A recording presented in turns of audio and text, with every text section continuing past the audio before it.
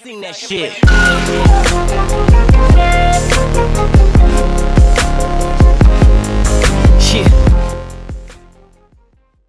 But before I hop right into it, I'd like to give a shout out to the sponsor of this video, SeatGeek. Now, I know you guys have already heard of this app, but if you haven't, I would highly recommend that you go check it out. SeatGeek is an app that takes all the confusion out of buying a ticket. Be it a game, concert, Broadway show, whatever the occasion may be, they got you.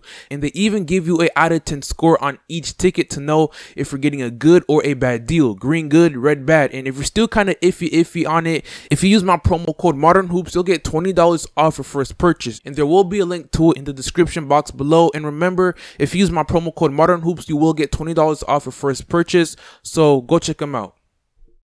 Yo guys, what's going on? ModernHoops here, and I am back with another video. Now, so far this season, we've seen a lot of NBA teams perform above expectations. For example, the Sacramento Kings, the Bucks, the Clippers, and the Memphis Grizzlies. But with that being said, we've also seen a lot of NBA teams performing below expectations, and some more severe than others. And that's what I'm going to be talking about today. 5 NBA teams so far this season underachieving. And I also got my guy NoDefense joining me in a collab today. And if you guys haven't heard of him, definitely go check out his channel. The guy makes great NBA content and you won't be disappointed. And while you're at it, tell him I sent you. Links to his channel will be in the description box below. But if you guys enjoyed this video, please leave a like, share, and subscribe for more NBA content, and let's hop right into it. Coming in at number 1 are the Washington Wizards. The Wizards had high expectations coming into this season after making the playoffs the previous year, and were looking to improve on last season's performance this season.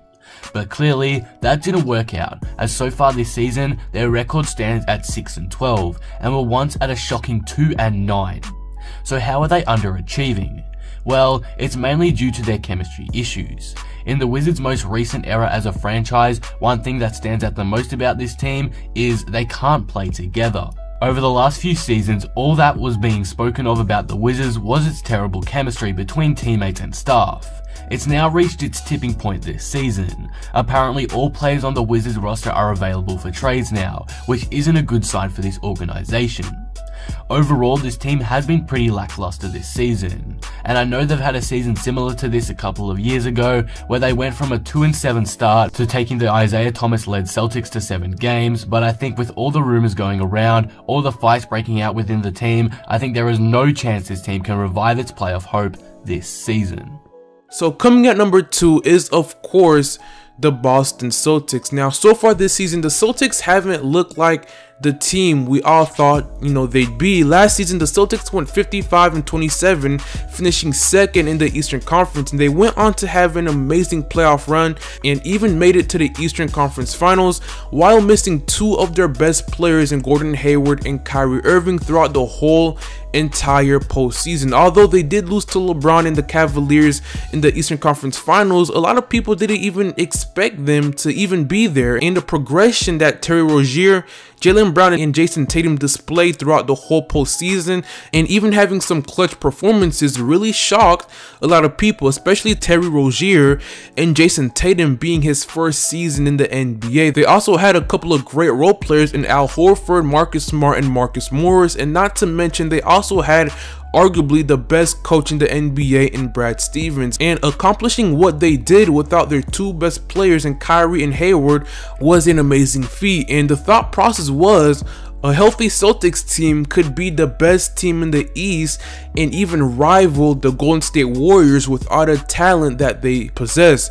So heading into this NBA season, the Celtics had a lot of high expectations because they finally had a healthy roster. But fast forward to today, the Celtics are struggling, and as of the making of this video, they're currently 10-10, losing to teams like the Knicks, the Mavericks, the Hornets, and even the Orlando Magic.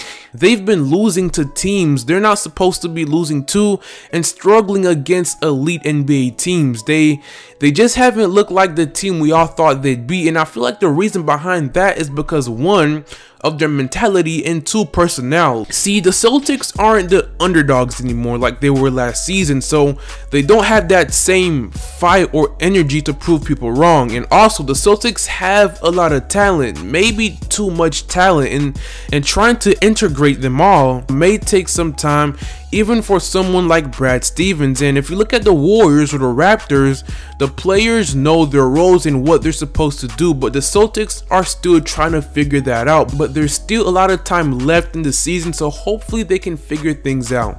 Coming in at number 3 are the Utah Jazz. Utah were the biggest surprise team of last season. They lost Gordon Hayward but found a steal in Donovan Mitchell in the draft. He led them to a playoff spot and even managed to take down the Oklahoma City Thunder's Big Three. But unfortunately for Jazz fans, their luck hasn't continued into this season.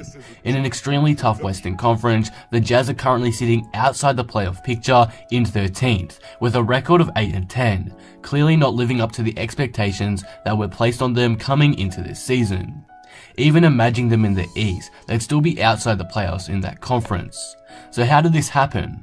Well, a lot of expectations were placed on Donovan Mitchell to take another leap this season, and his stats haven't taken a major jump either.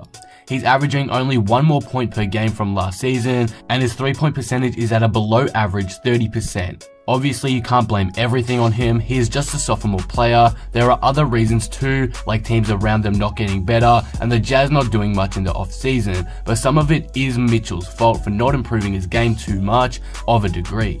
Is there still a chance that the Jazz can make the playoffs? Yes, the West is very tightly contested, only 4 games separating 1st and 14th, which is crazy. So if the Jazz can gain momentum and go on a little streak, then they are huge chances for the playoffs still. But as of right now, this team is underachieving. Now coming at number 4 is the Houston Rockets. Now I feel like a lot of people underestimated how big of a loss Trevor Ariza and Luka Baumute was for the Houston Rockets. They did a lot of great things for the Rockets, especially being great 3-and-D players. But right now, just like the Celtics, the Rockets are struggling and they haven't looked like that dominant team that we all saw last season. And one of the main reasons to that is because of their bench. And once again, losing 2 great 3-and-D players in Trevor Ariza and Luka Baumute and replacing them with Carmelo Anthony, someone who struggles to do those 2 things, wasn't the best idea. They've also been struggling on the defensive end of the floor, and once again, the depth seems like it's gonna be a major problem for the Rockets this year, and it's hard to imagine the Rockets coming close or being that same team we all saw rival the Warriors last season. I'm just not seeing that same energy or fight. You know, I know it's still early in the season and hopefully they can figure things out, but I just don't see them being that same team we all saw last year, and I feel like they might have missed their opportunity to win or compete for a title. And coming in at number 5 are the Miami Heat. Miami made the playoffs last season, and with Dwayne Wade returning for his last dance, the expectation was for them to make the playoffs. But unfortunately, that isn't the reality. The Heat are currently 7-11 and are 10th in the East. They are still in contention, but with teams like Orlando, Detroit and Charlotte playing surprisingly well, there is a solid chance this team could miss out on a playoff spot, which would be a disappointing season for them. For why they are underachieving, it's hard to say. Jay Rich is balling and an underrated player this season, and though he's been very inconsistent, Hassan Whiteside has still been dominating the boards and averaging a good 14 points per contest. If the Heat could be more consistent and maybe develop Josh Richardson into a star player, then maybe this team could make the playoffs, but at this stage, it's unlikely. And to be completely honest, missing out on the playoffs is a big underachievement to me. But with that being said, that's all we got for you guys today. Let me know what you guys think in the comment section below. Which team has disappointed you the most so far this NBA season? And once again, go check out NoDefense. The guy makes great NBA content, and I will have a link to his channel in the description box below. But if you guys enjoyed this video, please leave a like, share, and subscribe for more NBA content. And while you're at it, go ahead and follow me on all my social medias. Links to my Twitter and Instagram will be in the comment section and in the description box below. But with that being said, I hope you guys have an amazing day, and I will see you all later. Peace.